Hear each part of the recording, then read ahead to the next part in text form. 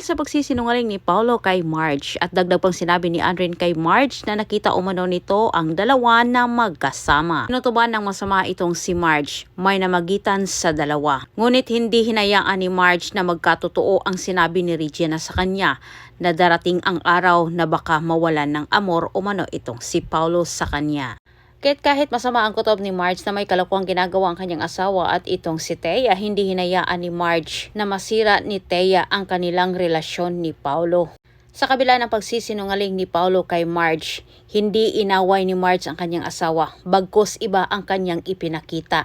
At parang nabunutan ng malaking tinik sa nilalamunan itong si Paolo. Samantalang itong si Thea ay wala din siyang balak na sundin ang napag-usapan nila ni Paolo dahil sa sobrang niyang inis dito kay Marge. Ang buong akala naman ni Thea na kapag lagi niyang ibinibigay ang kanyang sarili dito kay Paolo, sa pamagitan nito ay mahuhulog na si Paolo sa kanya. Kahit gumagawa naman ang dahilan at paraan itong si Thea para muli naman niyang masulo itong si Paolo.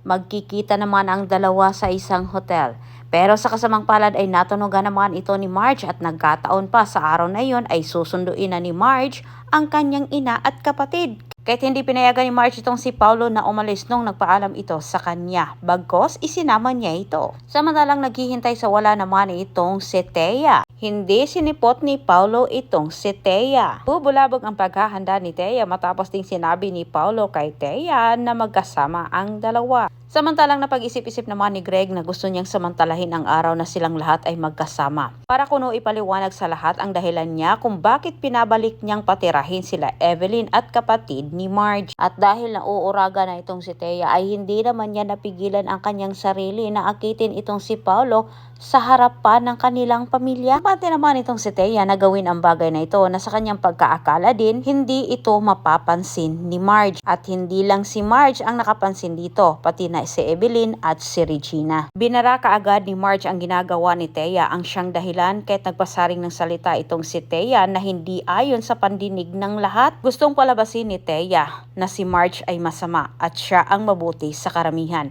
Kahit umalma naman itong si Edward. Ilang ito'y sinadya ni Thea para magtanim ng selos naman itong si Paolo.